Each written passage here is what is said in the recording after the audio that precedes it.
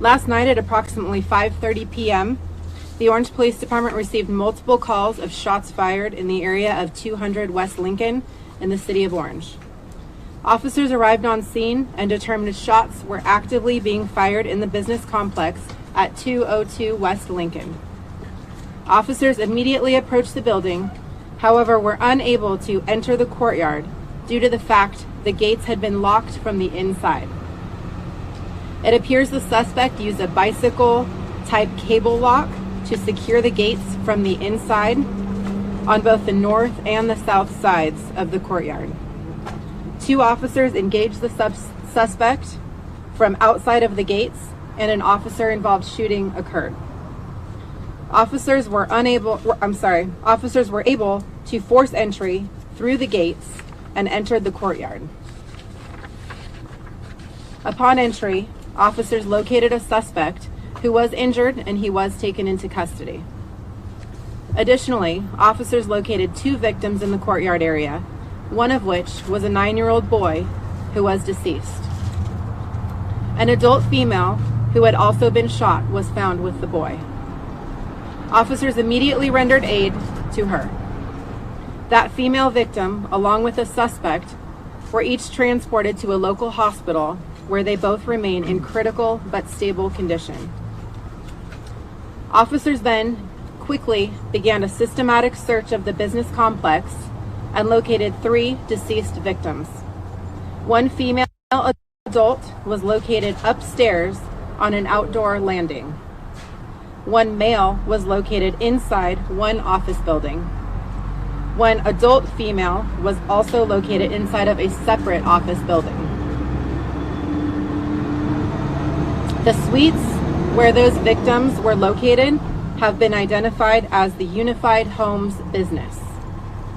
Investigators have recovered several items at the scene, including a semi-automatic handgun and a backpack containing pepper spray, handcuffs, and ammunition, which we believe belonged to the suspect. Our initial response included approximately 20 police officers and was followed by approximately 30 investigators, along with the FBI and ATF. We are also working with the Orange County District Attorney's Office, who responded to handle the officer-involved shooting portion of the incident. Our investigation is still ongoing at this location, and the surrounding streets in the area remain closed at the time. We are continuing to learn more information as the day progresses. At this time, I cannot release the identity of any of the victims due to the fact next of kin have not yet all been notified. I can confirm the deceased are 1 male adult, 2 female adults, and 1 9-year-old boy. 1 female adult remains at the hospital along with the suspect. The suspect has been identified as 44-year-old Amenadab Gaxiola Gonzalez, with a last known address in Fullerton. A photo will be provided at the conclusion of this conference. The preliminary motive is believed to be related to a business and personal relationship which existed between the suspect and all of the victims. It appears all of the adults were connected either by business or a personal relationship, and this was not a random act of violence. The child is believed to be the son of one of the victims who worked at the business. Like I mentioned earlier, as soon as next of kin notifications are made, we are hopeful to be able to release the names of the deceased victims. To reiterate, this appears to be an isolated incident, and we believe everyone knew each other, whether through a business or personal relationship. Investigators will remain on scene throughout the day until the investigation is complete. If anyone has any information about the incident, we would ask them to call the Orange Police Department. I will now turn this over to Orange Police Chief Tom Casella. Thank you, Lieutenant Amat. Our hearts go out to the victims, their families, our community, and our police department and firefighters. I want to assure everybody that every resource necessary is being committed to this investigation. I want to thank our law enforcement partners, fire department personnel who responded to this horrific event. Finally, I couldn't be more proud of our Orange police officers who responded and engaged the suspect and the detectives who were investigating this crime. Let's take a quick 2-minute break here on News Now from Fox. I would now like to invite up our Orange County District Attorney, Todd Spitzer.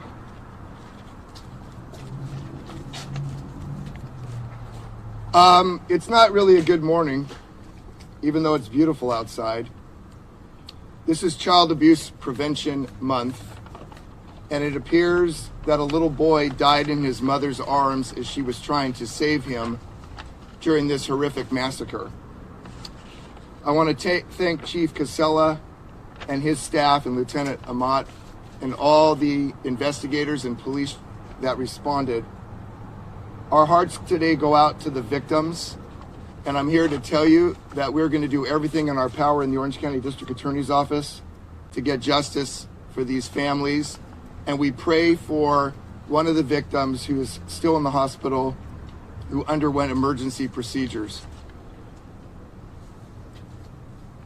Thank God no Orange police officers were injured or killed. They arrived at this scene apparently to find the front and the back wrought iron gates locked and secured, which meant that they were not able to get into the courtyard premises or the locations in order to try to secure and take care of the suspect. And we know that shots had been fired before their arrival. We know the suspect also apparently had been wounded as well, and that investigation is ongoing about what caused his injury. But those officers had to engage the suspect from outside the premises until bolt cutters could be brought to the scene in order for them to gain entry to the premises. In the meantime, horrific rampage was going on in offices, and people were dying or were being shot, and that is still obviously under investigation. I want to explain why the District Attorney's Office is on the location at scene. You saw our mobile command. We're presently conducting 2 operations. One is the officer-involved shooting. Anytime a police officer engages with deadly force in the field, that is investigated by the Orange County District Attorney's Office, except for the city of Huntington Beach. The reason is simple. We need to ensure that there are officers from the DA's office who investigate other officers and have nothing to do with and no connection to the agency that's being investigated. That is for transparency and objectivity. The other reason we're here is because of the criminal investigation of the shooting itself by this alleged suspect, Mr. Gonzalez. Throughout the night, my prosecutors were working on search warrants and other aspects of advice to the investigative team, and we believe we will be getting the submission for a request for filing in the next few days. I'm here to make something very, very clear. Mr. Gonzalez is eligible for the death penalty. This is a special circumstances case. There were multiple victims. And we are now presently looking at whether his locking of the front and the back gates constituted a lying in wait, which would also be eligible for death.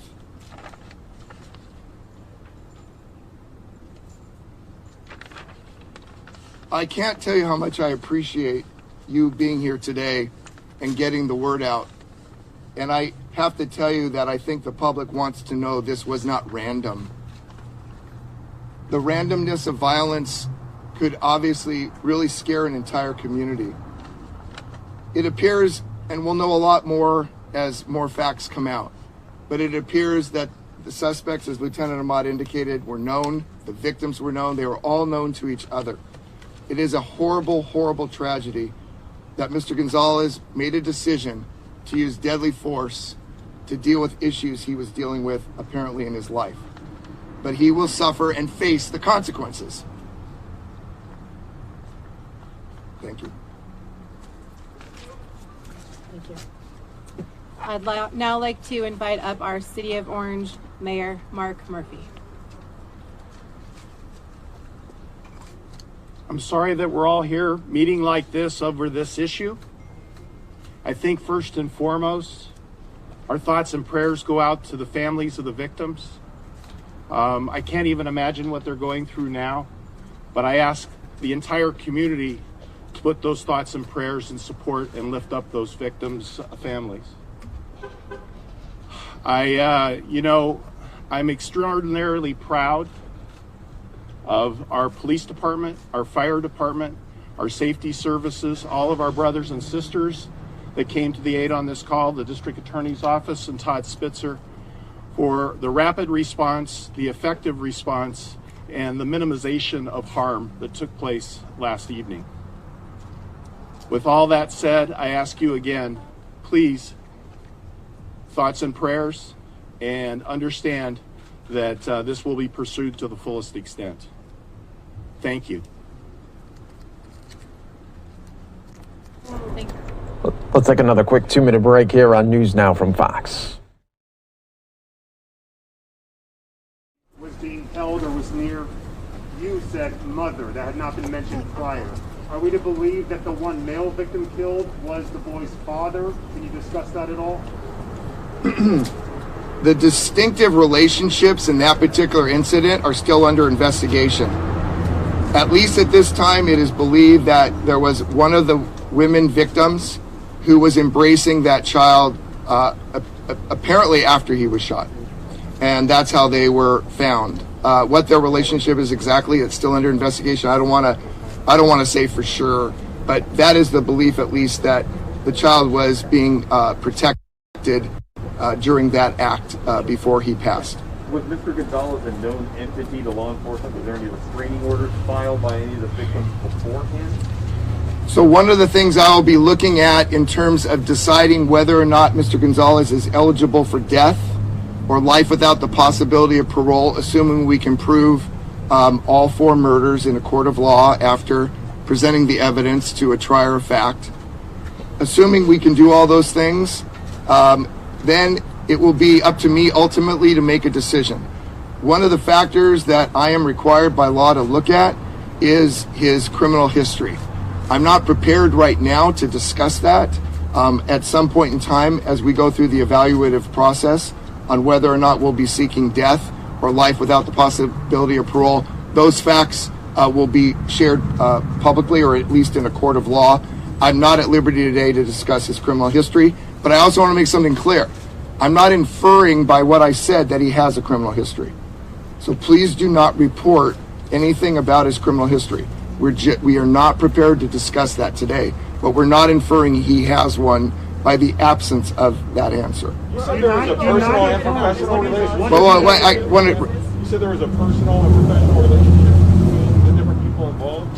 Can you expand more on that? Did the suspect have any kind of personal romantic relationship with anyone involved?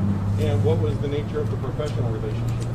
At this point, the details of their relationship is still under investigation, but we can confirm that there was a business and personal relationship between the suspect and the victims. Was there a recent break between them? At the conclusion of this conference, we will provide the full spelling of the name as well as a photo to each of you that would like it. What is United Homes? Unified Homes? At this point, that's all we have is the name, and that information is not available to us. Other businesses filled with people, did the gunman pass over other people and specifically target people connected to this business?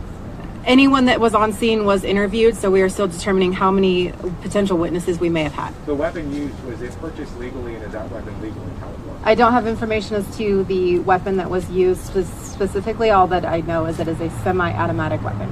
What hospital were they transported to? I know you didn't want to say yesterday, but can you confirm what hospital? At this point, we are just confirming a local hospital. Can you talk about the boy? Was she fatally shot? Is she the woman who was wounded? Was she unharmed? The relationship between the boy and his mother at this point is not being provided, and we're still confirming. Who was holding the boy? What were her injuries? Did she die? She is the one that was transported to the hospital. And the gunman, did he suffer a self-inflicted gunshot, or did police end up shooting? At this point, that's all under investigation. Do we know the condition of the shooter? He is in the hospital and remains in critical yet stable condition. Was there a Can you talk recent at all conflict? about any mental health issues going into this? Do you know anything about his background? That's all something that will come out in the days and weeks to come. Was there a recent conflict between the suspect and some of the victims? Again, that's something that's all under investigation Do currently. you know if the gun was registered to the suspect?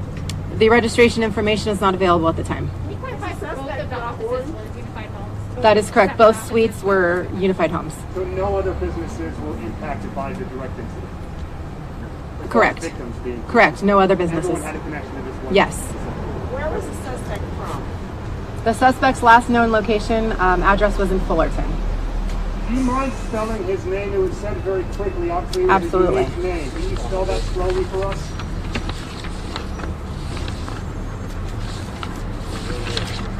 The first name is Amenadab, A-M-I-N-A-D-A-B,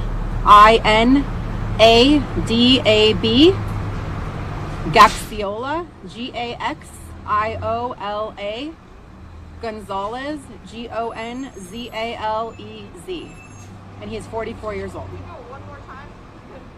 I will post all of that at the conclusion of the conference. Can you talk about the initial call? What did the caller say? Was it a 911 call? And how did this go out? We did have several calls from people in the area, all reporting shots fired. And sorry if this is repetitive. How long did it take from the beginning of the incident to when the lock was cut loose and this was brought to an end? What was the duration of the event? It was all within several minutes. I can give you a more specific time frame, probably at a later conference. How soon did the police arrive? Police were on scene within seconds, if not minutes. Oh, they were in the area. They were in the area, yes. Todd, can you address whether we're seeing here in our county and as you communicate with other district attorneys as these lockdowns are lifted, as things change, are we seeing a great deal of crime and increase? What is the trend right now? What are you seeing? Well, we know during the pandemic that child abuse and elder abuse were underreported significantly because individuals in those frameworks were staying at home, they weren't in school, and the elderly weren't going to banks. Bank tellers are mandatory reporters, and so obviously are school personnel. As a result of the lifting and the relaxing of these situations, we're seeing those reports back on the rise. So, for example, in this case, we have a child who's deceased, and obviously, I want to know and I want to take into consideration whether there are any issues of child abuse in the past, because that may or may not be relevant to the particular case. Across the nation, we're obviously seeing a lot of pent-up frustration from being locked down during the pandemic. But let me make something clear. Just because you now have had relaxed standards in your community and you have pent-up frustration, that doesn't give you permission, obviously, to go out and act in a way like this because you have pent-up anger or frustration. And just a heads up, some of you are going on a quick 2-minute break. What was going on, but that is under investigation, and we're ultimately going to and need to present this in a court of law. Can you tell us if there were any recent police reports to that address, and was there any restraining order either filed for or in place against the suspect? That will all be investigated, and that information will be forthcoming. You mentioned potential instances of child abuse. Was the 9-year-old boy the son of the gunman? We're not disclosing any information as to the relationship between the suspect and any of the victims. A question for the police chief, if you don't mind. Yes. We're aware that you've recently announced that you're stepping back from the role. For this to occur near the end of your time here, it's been some 24 years since something similar as far as the death count. What are your emotions to be handling this so close to you stepping away? Well, I don't think for me stepping away really has anything to do with any time something like this happens. It's just a horrible, tragic event, and I don't wish this on anybody. So the emotions, whether I'm brand new or at the tail end of my career, it's just as horrific and challenging. So it's just a terrible incident, and no real impact on my stepping down or retiring, I should say. Was the incident in '97 under your time here? I was working here. Yes, it was. Can you compare this as far as just handling this investigation, as far as recent incidents in the city? How does this compare in rank? This incident yesterday was, again, last major incident of this significance was in 1997. So we don't, thank God, we don't experience these types of incidents often in our city. Chief, just to clarify, the suspect's injuries, were they caused by the officers shooting at him, or was he self-inflicted? Just to clarify. Again, that's still under investigation. We're not releasing any of that information at this time. Thank you. Normally it takes several months before your office decides whether to go to the death penalty for a suspect. In light of this mass shooting, is this something that you might decide sooner? Can you walk us through that and whether you think that this might rise to the level of someone who deserves death?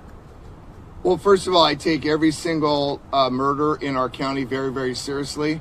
And since I've been the district attorney in the last 2 years, I have reviewed nearly 20 murders for whether or not it would qualify for death.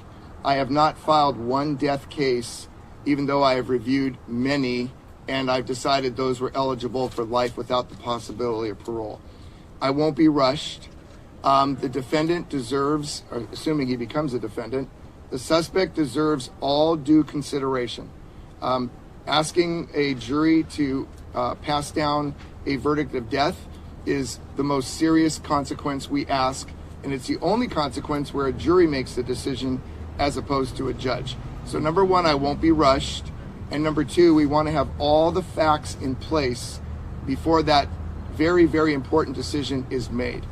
But what I want everybody to understand fully is that we are going to do everything correctly.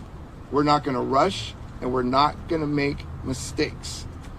In the last mass shooting here in Orange County, in Seal Beach, there were serious mistakes that were made by the prosecution team that resulted in death being taken off the table.